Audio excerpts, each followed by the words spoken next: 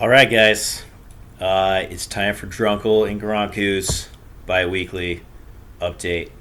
Uh, yeah, it was great seeing a lot of people who came out this past week. Appreciate everyone making the time and all the money to take your guys' family out here. It was awesome seeing everybody. If you didn't know, it was Chris, Vanessa, their two kids, and then Kim and Pat, and their daughter Sadie, and I guess that was it. But it was great seeing everyone. It was kind of funny how, even with all those people visiting, only like two people, only it was Chris and Pat playing each other, and Geri and Kim playing each other. Otherwise, like everybody was playing other people not in town. So maybe next time, or maybe yeah, or maybe you'll just have to come out for when we do our rival week. All right.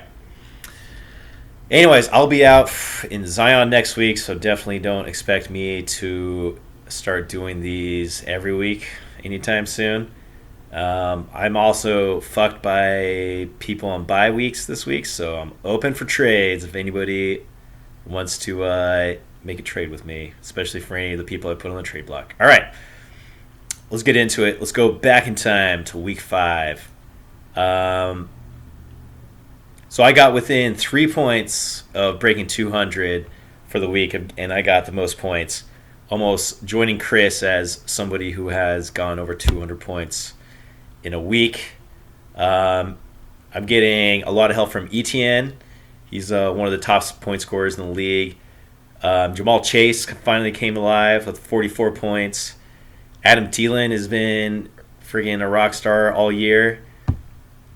Yeah, and then where's Justin Jefferson now? You know, they used to be the rivalry wide receivers, and now, I know Gronku and I have been huge Thielen fans since the beginning, and thought Justin Jefferson was overrated.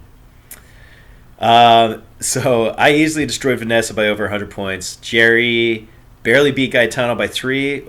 She got good outings from Deandre Hopkins, Josh Reynolds, but the main decider really was Anthony Richardson on Gaetano's team going out early with injury. So Kevin, Gronku wanted to make sure we mentioned Kevin in there so he doesn't feel left out. He finished with only not even 55 points in week 5, which I'm pretty sure is the lowest scoring. I don't think anyone's gone below 60 yet, but he did have 4 players on bye week, so he got fucked over by that. But that could be me this week, because I got a lot of good players on bye. So Chris finished week 5 in first, and then Kelsey was second, as they were the only teams with 1 loss, and then I was in third with leading the people with 4 wins with most points. So, and then this past week, week 6, there was not really any crazy high-scoring points, as Claire took the most with 135. Only 135 for the highest scoring this week. So, relatively low-scoring week, I guess. And but Claire had great performance by Tyreek Hill. She took down Ryan, and poor Ryan. He's getting beat up by everybody just like last year. So, Kelsey beat Vanessa by 4 points in the closest game, getting a good score from Breece Hall and her wide receivers. But both Kelsey and Vanessa had over 15 points by their kickers. It was kind of impressive. So first place Chris lost to last place Pat by 9 points, mostly because Justin Fields going out early with a thumb injury. Whoa. I don't know. I mean, a thumb injury is pretty important for a QB. I want to call him a weak-ass bitch, but whatever. So we finish this past week, after week 6, with 1 loss Kelsey in first. And then after Chris took a second loss, then I stay in third ahead of Claire and Gaetano as the remaining 4-win teams.